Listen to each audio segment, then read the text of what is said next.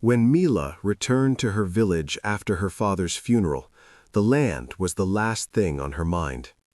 She had spent 5 years in the city working as a clerk, long hours, little recognition, and just enough income to survive. When her father passed, he left her only one thing: a small, neglected plot of farmland on the village outskirts. It was the same land that had failed him season after season. "You can sell it," her aunt advised. "No one grows anything there," a neighbor added. Mila said nothing. She simply walked to the land the following morning.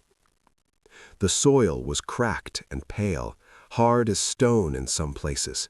Dry weeds clung stubbornly to the ground, as if mocking any idea of growth. Standing there, Mila felt foolish. She had no grand farming experience, no savings to hire help, and no guarantee of success. But she remembered her father's hands, calloused, patient, always working. So she stayed.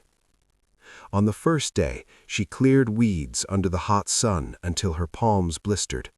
The second day, she loosened the soil inch by inch with borrowed tools. On the third day, she planted seeds she could barely afford: okra, tomatoes, spinach. The villagers watched quietly. Weeks passed. Nothing grew. Rain came late, then barely at all. The sun burned relentlessly. Mila watered the soil by hand, carrying buckets from a distant stream. Each morning she searched the ground for signs of life and found only disappointment. "Why waste your strength?" an elderly farmer asked. "That land has swallowed better farmers than you."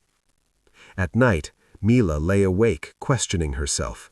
She could return to the city. She could sell the land. She could stop embarrassing herself. But every morning she returned.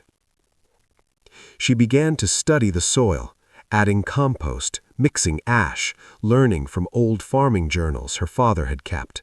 She planted again and again. Some seeds failed, others sprouted briefly, then died.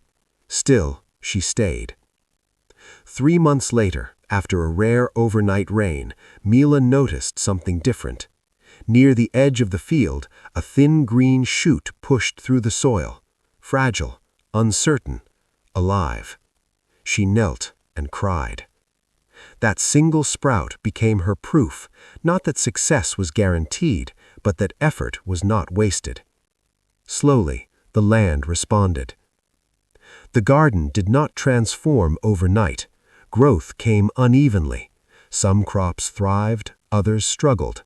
Pests attacked, drought returned, but Mila adapted. She learned crop rotation, she planted shade plants, she failed forward. By the next season, the land no longer looked cursed. Leaves spread across the soil, flowers bloomed, the air changed. The same villagers who once mocked her began to stop and stare. "What did you do differently?" they asked. Mila smiled. "I didn't quit."